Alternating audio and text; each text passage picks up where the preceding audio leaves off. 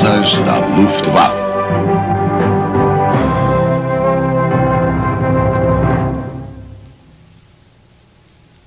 B-109, a lenda.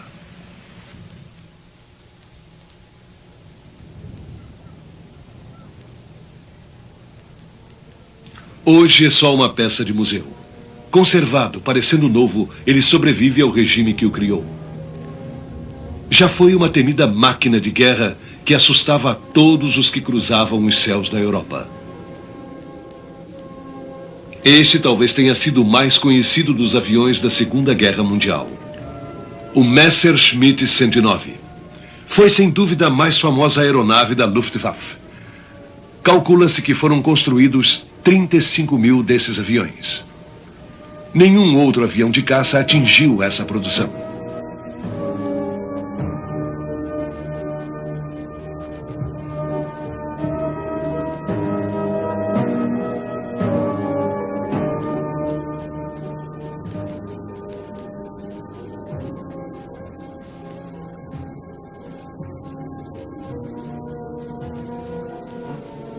Talvez tenha sido o melhor caça da guerra.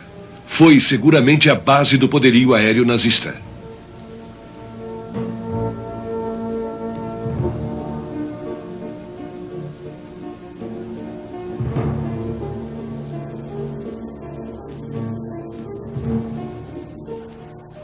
E apesar de ter sido produzido aos milhares, poucos 109 sobreviveram à guerra.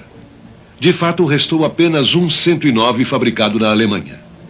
É uma lembrança de um passado agitado de bravura e morte.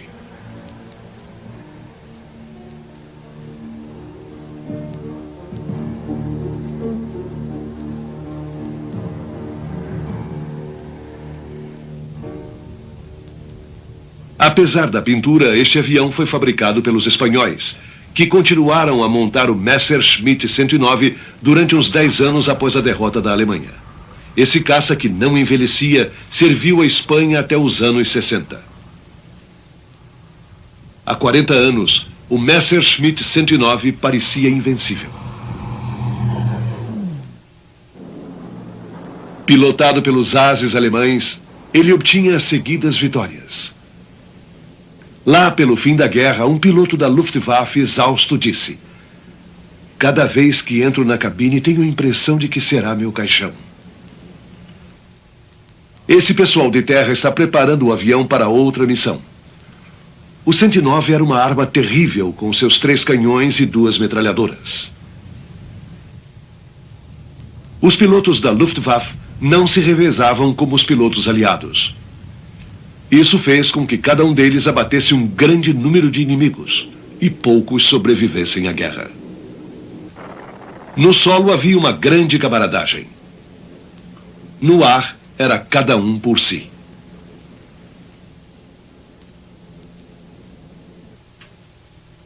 A Primeira Guerra Mundial evidencia os pilotos de caça.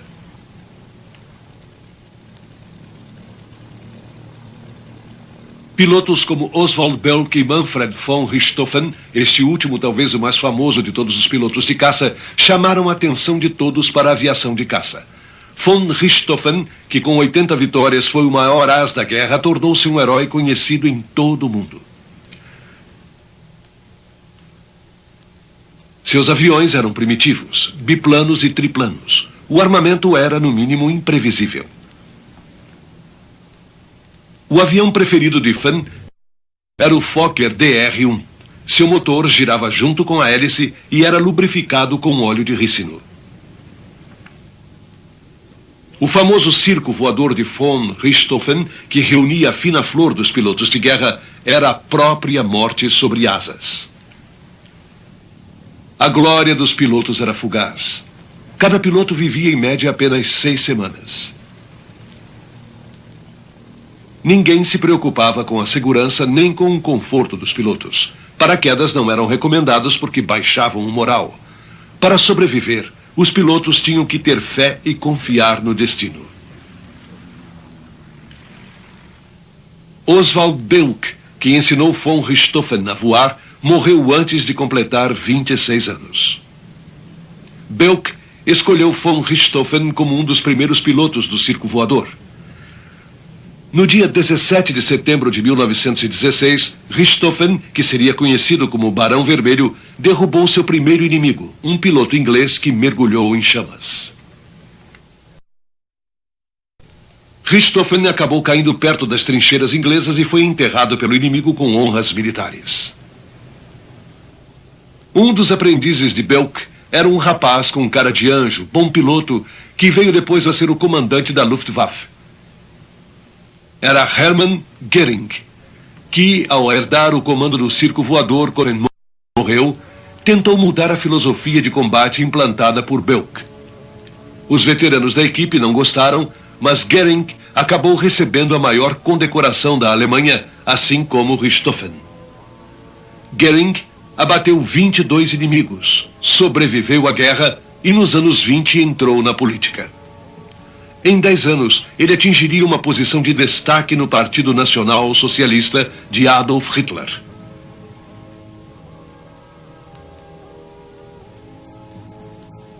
A invenção de Belk, o esquadrão de caça ou Jasta, foi muito usada pela Força Aérea Imperial da Alemanha durante a Primeira Guerra Mundial. Esta Jasta de Fokkers D-7 era o máximo da tecnologia em 1918. No fim da Primeira Guerra Mundial, a sociedade alemã só podia esperar um futuro sombrio e incerto. Seu poderio militar destruído, sua infraestrutura política e econômica em ruínas. O povo alemão não tinha muitas esperanças. E o pior ainda estava para vir. Por força do Tratado de Versalhes, o exército alemão ficou restrito a 100 mil homens. Na interpretação dos prussianos, isso significava 100 mil oficiais. Apareceu então um exército clandestino que depois recebeu armas.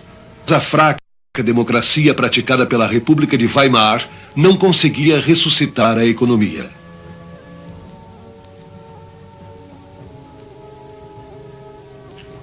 A população, desesperada, entregou-se a extremistas de direita.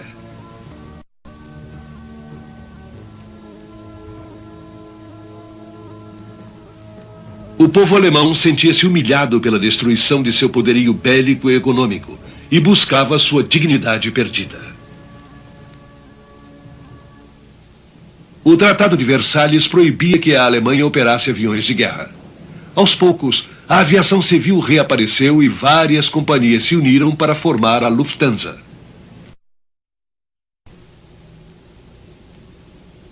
Em 1927, a Lufthansa estava precisando de um novo avião de passageiros e a fábrica de aviões da Bavária, cujo projetista-chefe era Willy Messerschmitt, financiamento para seu projeto de um avião para 10 passageiros, o modelo 20.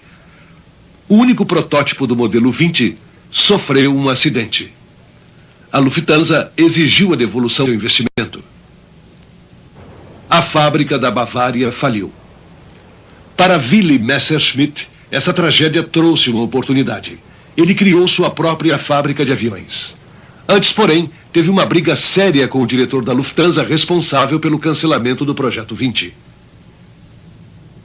Esse homem era Erhard Milch, um burocrata cuja fama era de conseguir que as coisas fossem feitas. Sua briga com Messerschmitt transformou-se numa disputa que durou dezenas de anos. O fracasso do Projeto 20 e as limitações impostas pelo Tratado de Versalhes fizeram com que Messerschmitt se dedicasse a aviões menores. Este é o M-21.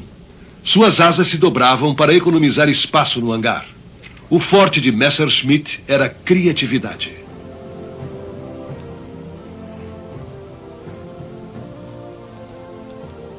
O Partido Nazista tomou o poder em 1932 e Hitler indicou seus companheiros e alguns simpatizantes para cargos do governo.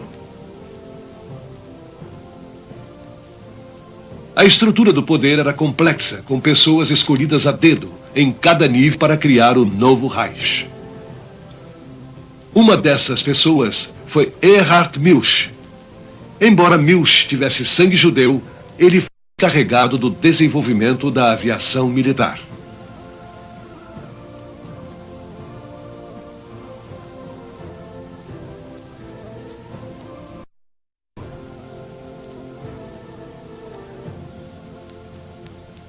Talvez para esquecer os fracassos, os nazistas mudaram o nome da Força Aérea Alemã para Luftwaffe. Mas, em termos de tecnologia, estas continuavam no passado. Começaram com Pfalz D-12, um biplano que foi um dos primeiros caças de fuselagem metálica. Caças biplanos de características modernas encheram os céus da Alemanha. Um dos símbolos da nova Luftwaffe foi o Heinkel HE-61. Mas ele também já estava obsoleto e em 1934 a Luftwaffe começou a procurar um caça realmente moderno. Um dos primeiros candidatos foi o Arrado-80, um monoplano de linhas aerodinâmicas. Sua cabine era aberta e tinha trem de pouso fixo. Era muito pesado e nunca entrou em produção.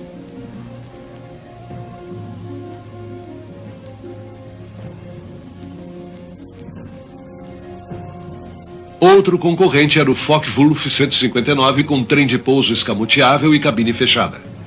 Sua grande característica era a asa alta, que lhe dava mais capacidade de manobra. Foi rejeitado porque a asa alta tornava perigosos os pousos de emergência e limitava a velocidade.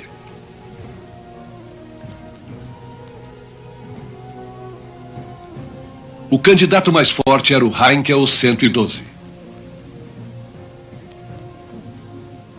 O trem se retraía e a cabine era aberta. O avião era pesado demais. Pior ainda, suas asas eram de construção complexa e absurdamente caras. Aos poucos, Heinkel tentou retirar peso do avião e chegou a construir o modelo 110, bem mais leve. Nenhum deles entrou em produção.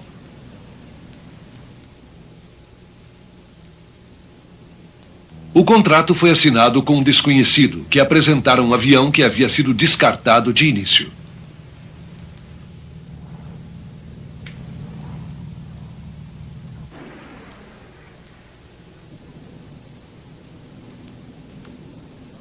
A briga entre Messerschmitt e o agora Marechal Milch havia alijado a companhia de Messerschmitt das concorrências militares. Mesmo assim, Messerschmitt construiu o protótipo de um avião leve de caça monomotor chamado de Messerschmitt 108 Tufão. Com trem escamoteável, o projeto do 108 era simples e elegante. Tinha um excelente desempenho e uma cabine ampla e confortável, rara naqueles tempos.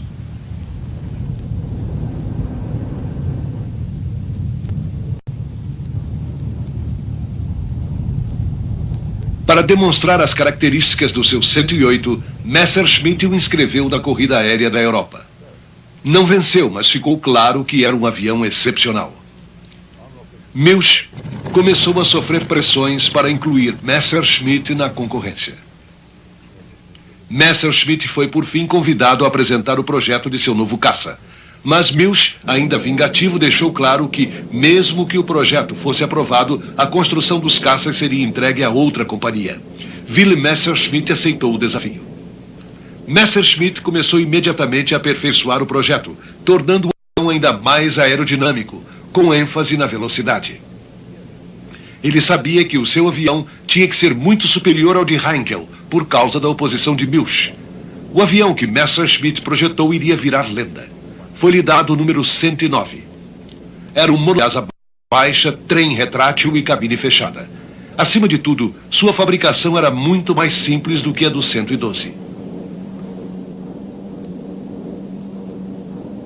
O que também ajudou Messerschmitt foi o fato de a espionagem alemã ter descoberto em 1936 que os ingleses estavam desenvolvendo um avião com características semelhantes, o Spitfire. O Messerschmitt 109 continha inúmeras novidades.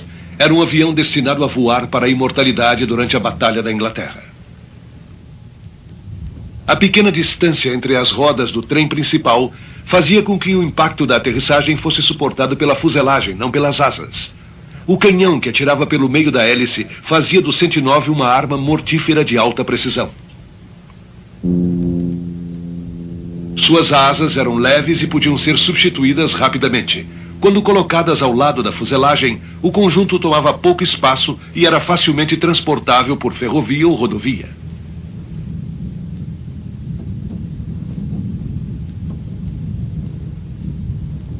fuselagem era esguia e ameaçadora, a cabine angular e pequena.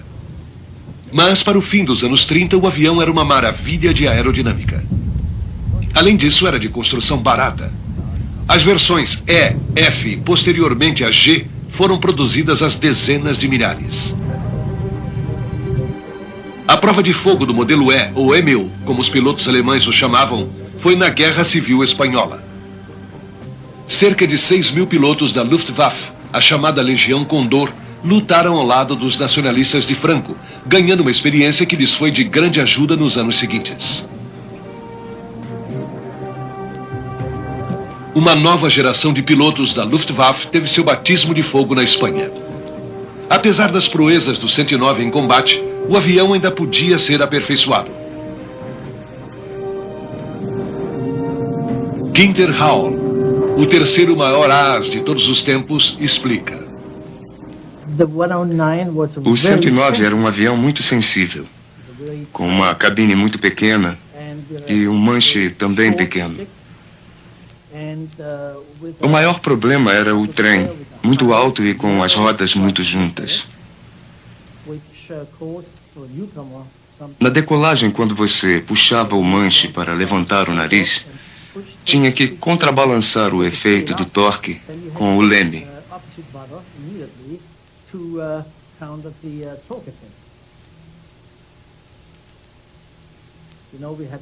A cabine era esquisita e atrás da sua cabeça havia uma chapa de aço para evitar que você fosse atingido, mas também impedia a visão traseira. No início tentamos remediar isso, colocando um espelho na cabine.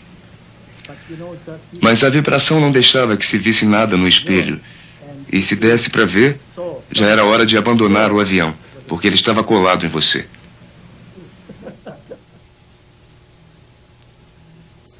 A aerodinâmica do Messerschmitt 109 ajudava muito, mas o seu forte, como o de todos os caças de sucesso, era seu motor.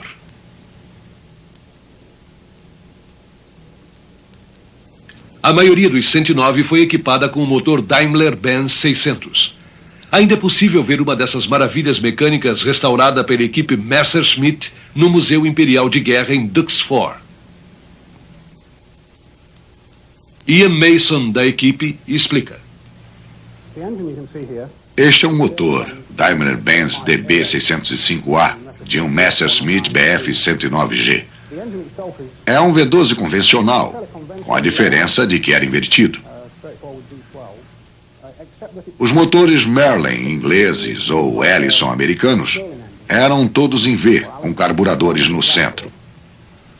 Os alemães viraram o motor de cabeça para baixo e substituíram o carburador por uma bomba de injeção direta, o que permite que o motor responda com muito mais rapidez na aceleração.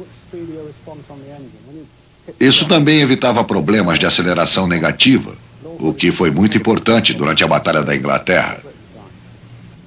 A Rolls-Royce, ao inspecionar um desses motores, ficou impressionada com suas características.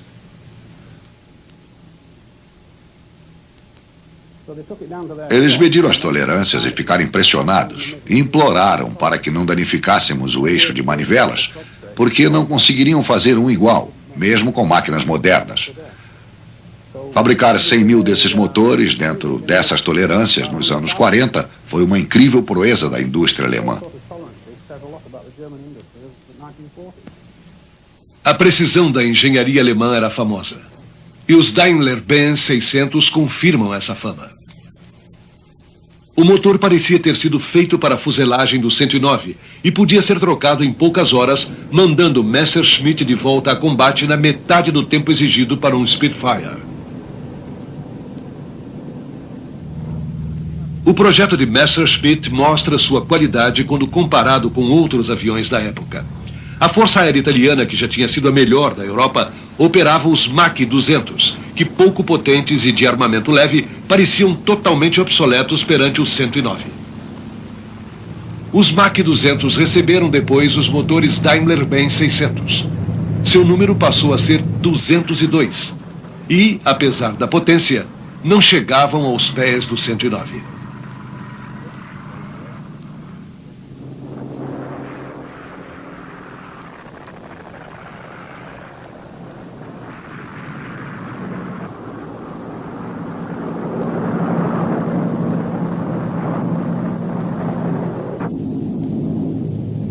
A Força Aérea Soviética também tinha seus caças de motor em linha.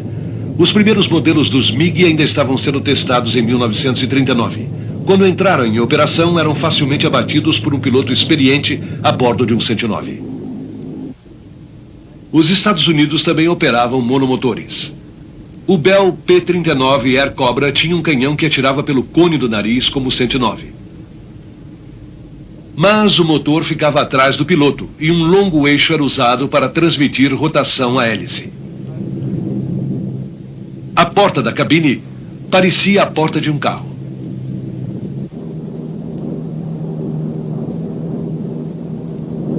O Air Cobra incorporava técnicas modernas, mas não tinha potência. Era um avião com limitações, mas estava disponível.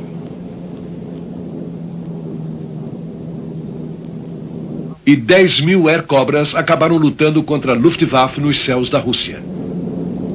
Os 109, mais rápidos e mais ágeis, derrubavam quantos queriam.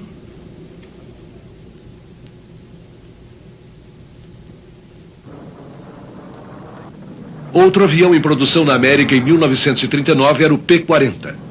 Seu motor era um Ellison, parecido com os dos Air Cobras. Sem compressor, seu desempenho em altitudes elevadas deixava a desejar.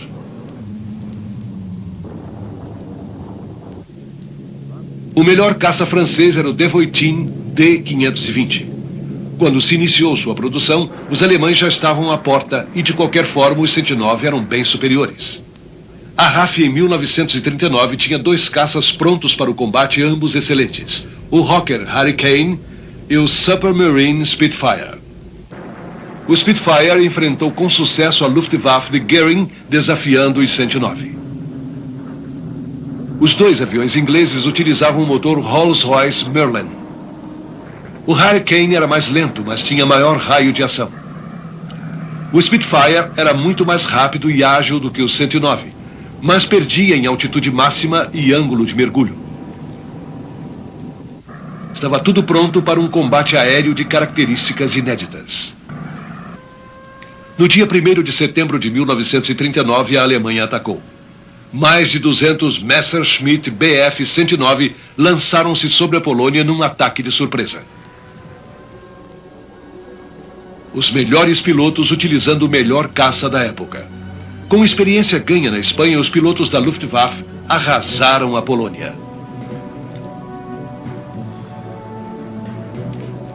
Os 109 voavam em apoio à infantaria e deveriam enfrentar 300 aviões inimigos. Mas os poloneses demoraram a reagir e a maior parte de seus aviões foi destruída em terra.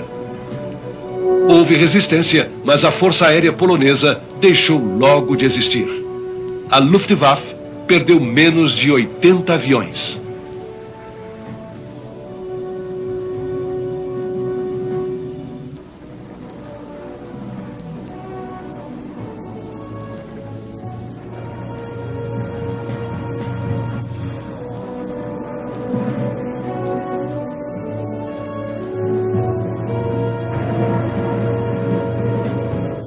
A história se repetiu por toda a Europa.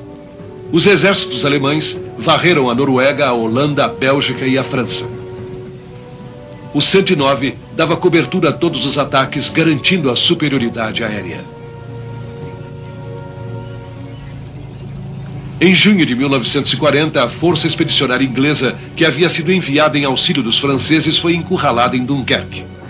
A histórica retirada através do Canal da Mancha salvou 350.000 soldados, mas teve um preço alto. 44.000 ingleses e franceses foram mortos ou capturados. Os 109 reinaram sobre as praias.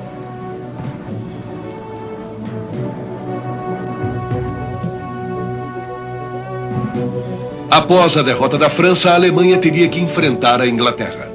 Goering prometeu que o poderio aéreo quebraria a resistência inglesa e iniciou bombardeios diurnos sobre a ilha. A escolta dos bombardeiros era formada por 109s. Os pilotos ingleses, com seus Spitfires e Hurricanes, lançaram-se ao combate.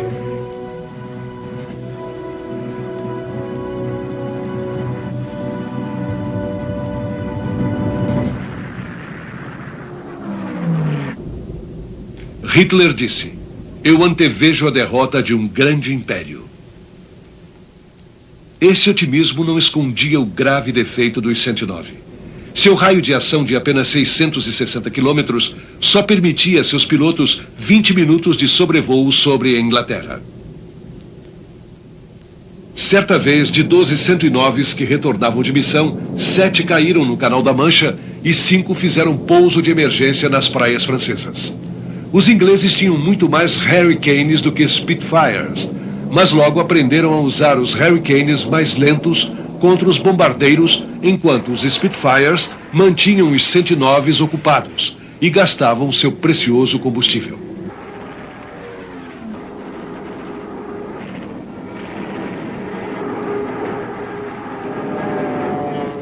O general Dieter Habach voou em 109 sobre a Inglaterra.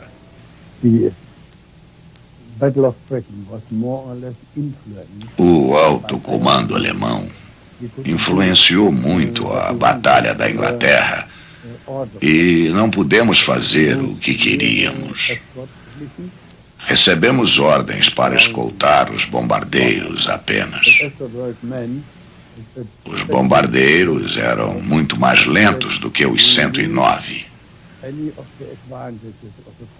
Tendo que acompanhá-los, não podíamos aproveitar as melhores características dos caças, que eram a altitude e a velocidade.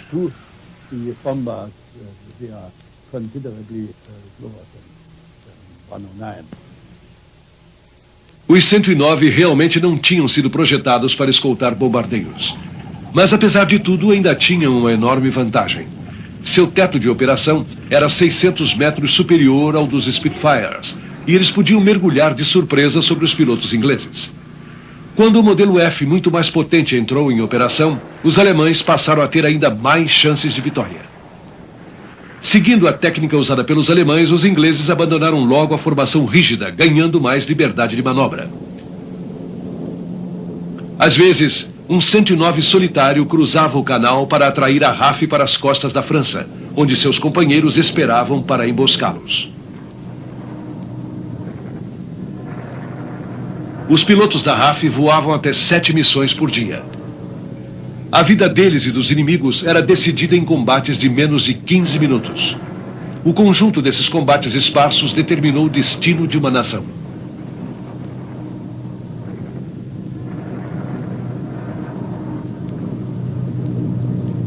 Os pilotos alemães sempre disseram que os Spitfires eram mais ágeis, mas os ingleses que voaram 109s capturados acharam que os dois aviões eram comparáveis. O general Dieter Habach era mais que um piloto.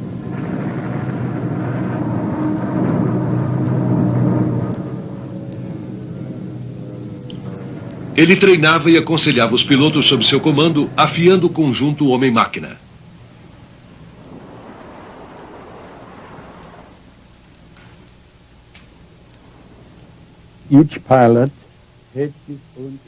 Cada piloto tinha o seu próprio avião e só voava em outro em casos excepcionais. Com o avião vinha um mecânico-chefe e outro mecânico. Nós formávamos grupos de 4 aviões que chamávamos de enxame.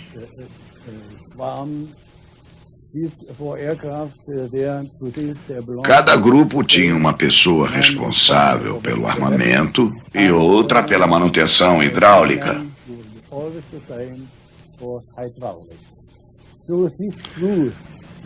Então, cada grupo era formado por 4 aviões, 4 pilotos e o pessoal de terra, que era responsável pelo desempenho dos aviões e ficava esperando pela volta dos pilotos. O homem que voava neste avião teve grande sucesso. Além de ótimo piloto de caça, ele tinha qualidades de liderança que ficaram claras desde a Guerra Civil Espanhola. Por fim, ele chegou a comandante-geral da aviação de caça. Werner Molders era o ídolo dos pilotos mais jovens. Molders era subordinado diretamente a Goering e procurava ficar sempre perto de seus liderados. Era muito católico e confessava que sentia medo antes do combate. Ele foi mais piloto do que general e lembrava Richthofen.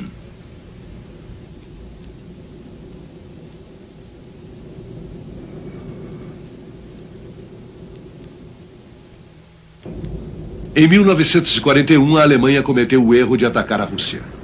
Retornando da frente de combate longe das armas inimigas, o avião que transportava Mulders sofreu um acidente. A Alemanha perdia um de seus verdadeiros heróis. Toda a nação cobriu-se de luto pela perda de seu general dos caças. Mas logo surgiu um outro as para substituí-lo. Era Adolf Galland. Ele também havia lutado na Espanha e abatido 94 pilotos inimigos. Ele é o último à direita. Ele era um piloto muito experiente e um líder no ar, o que nem sempre acontece. Houve muitos pilotos que eram fantásticos quando combatiam sós, mas não conseguiam liderar um grupo. Galland era um líder, e quando Mulders morreu, ele assumiu o comando dos caças. Isso foi em 1941. Ele achava que, a longo prazo, o importante era ter uma poderosa força de defesa.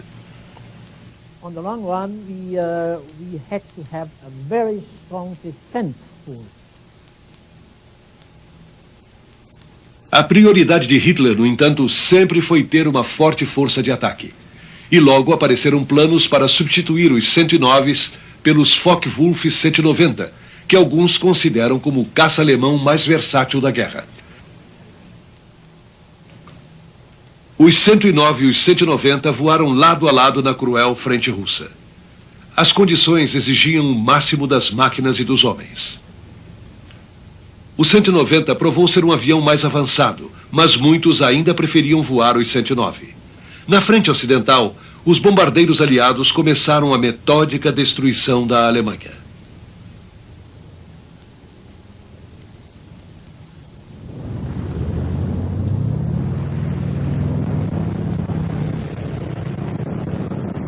Não obstante, Hitler insistia em fabricar aviões ofensivos. Galland disse não. Precisamos de caças e mais caças. Ele estava certo, mas os caças não apareceram. Durante a primavera de 1944, muitos ases alemães como Rahl foram transferidos para a frente ocidental para enfrentar os americanos que bombardeavam de dia. Àquela altura, a Força Aérea Americana já estava voando caças de maior raio de ação, mais velozes e bem armados, como o Republic P-47 Thunderbolt. Pela primeira vez, os caças americanos conseguiam escoltar seus bombardeiros até o coração do Terceiro Reich. Estava tudo pronto para que a aviação aliada fizesse o que Goering jurava que era impossível. Bombardeiros de longo alcance como o Consolidated Liberator e os Boeing P-17 faziam incursões diárias sobre a Alemanha protegidos por densa escolta. Os pilotos dos 109 tensos os aguardavam. Ficávamos na escuta dos rádios do 8º Esquadrão de Bombardeiros. Quando eles ligavam os rádios, ainda sobre a Inglaterra, procurávamos descobrir como seria aquele dia para nós. Soava o primeiro alarme, depois os alertas de 15 minutos, 10 minutos, 5 minutos, até que recebíamos a ordem para decolar.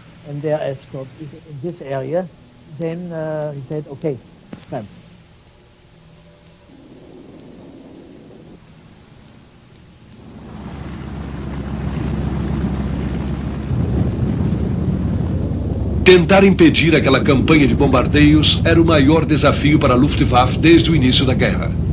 Os 109 e os 190 se concentraram no oeste, mas mesmo assim iriam morrer milhares de civis alemães. A Luftwaffe tinha a vantagem de estar na defensiva.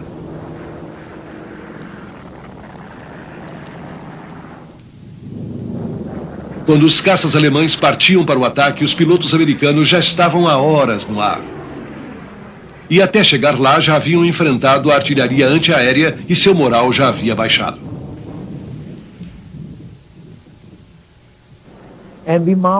Estávamos voando ao norte de Frankfurt.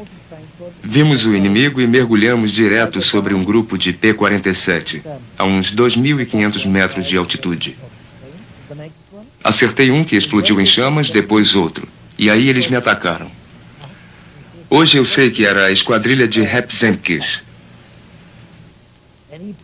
4 deles vieram em cima de mim, mergulharam atrás de mim. E quando eu saí do mergulho, raspando nas árvores, tinha perdido um dedo. O avião estava pegando fogo e eu disse: bem, é hora de parar.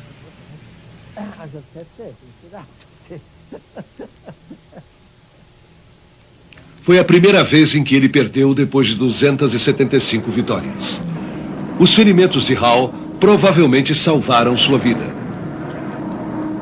Um após outro, voando 500 missões ou mais, os maiores ases da Luftwaffe foram morrendo.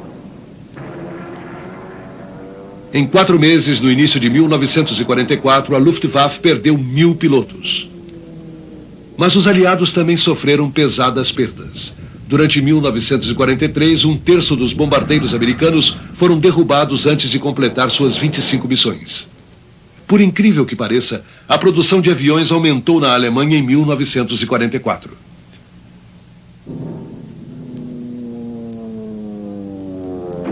A escolta americana voltando das missões fazia terríveis estragos. O poder de fogo dos caças da 8ª Força Aérea impedia a operação das bases da Luftwaffe.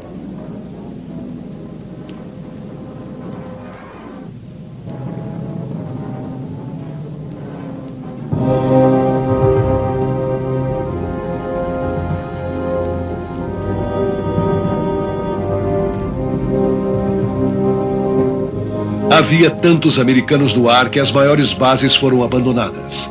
Já longe de ser a orgulhosa dominadora dos céus da Europa, a Luftwaffe começou a esconder seus aviões debaixo das árvores. Os 109 continuavam a decolar dessas bases improvisadas, mas a guerra estava perdida. Os pilotos da Luftwaffe eram a única proteção que restava para as populações urbanas. Eles sabiam disso e lutaram até o fim. No fim do conflito, o 109, projetado em 1934, já tinha 11 anos.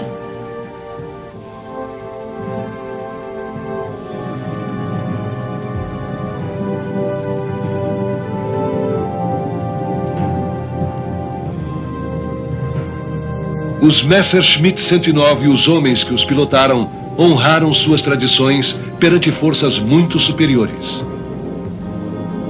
Um piloto da Luftwaffe às vezes enfrentava sozinho 8 inimigos.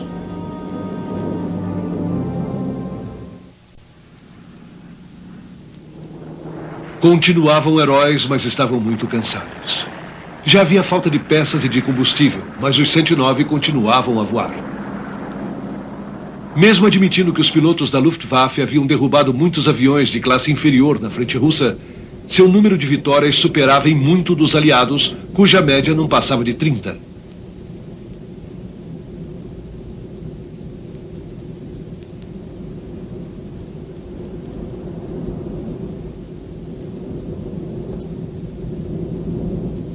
Milhares e milhares de pilotos alemães voaram sua última missão nos 109, que viraram marcas de vitória nas laterais dos aviões aliados.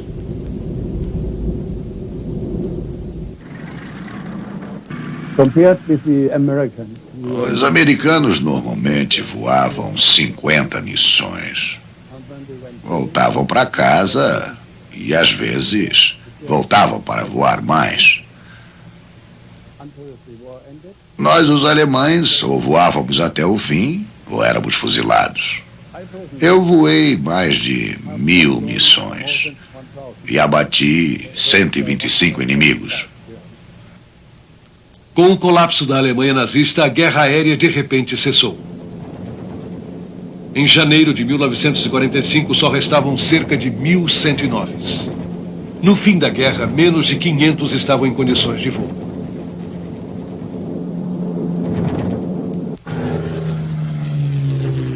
os aliados capturaram alguns 109 durante a guerra e os usaram para testes e para fins de propaganda.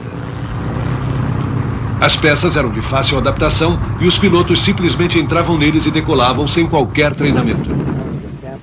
Eu era capitão, servia na base aérea de Haiti como oficial de operações do grupo de voos de teste. Apareceram 2 109 e 2 Focke-Wulf para serem testados. Eu me coloquei no alto da lista e voei um 109. Logo que decolei, chamei um colega que voava um P-51 para fazermos uma comparação. Na minha opinião, o 109 se saiu muito bem. O leme se comportava bem, mas o forte eram os profundores, muito melhores do que os dos P-51 ou dos Spitfires.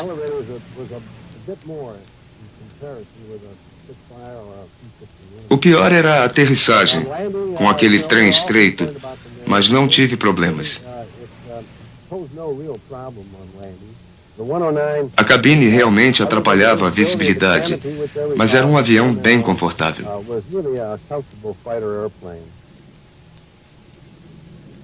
Poucos 109 sobreviveram à guerra. Alguns são do modelo Hispano, fabricados na Espanha.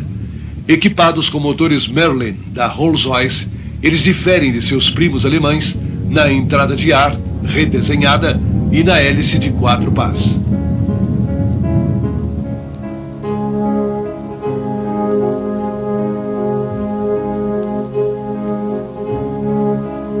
Há poucos 109 originais que são considerados preciosas peças de museu.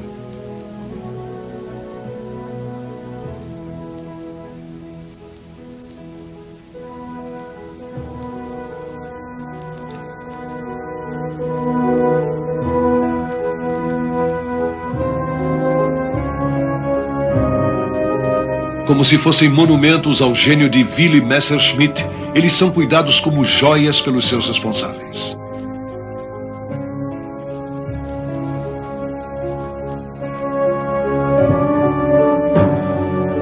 Máquinas que no seu auge inspiravam medo e respeito são hoje curiosamente tratadas com imenso carinho. Muitos foram restaurados com enorme trabalho. Cada peça um pedaço de um mosaico que lembra uma era que passou.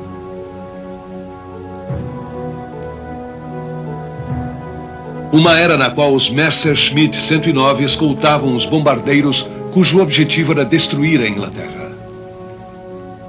Nos últimos meses da guerra, os papéis se inverteram, com os 109 tentando sustar os bombardeios aliados. Nisso, eles falharam. E quase 500 mil civis morreram vítimas da chuva de bombas. O Marechal Milch lamenta que a única matéria-prima que não pode ser reposta seja o sangue humano. Quando os 109 finalmente se calaram, 160 mil pilotos ingleses e americanos haviam morrido. Um número desconhecido de pilotos alemães havia também perdido a vida sobre os campos e as cidades da Europa.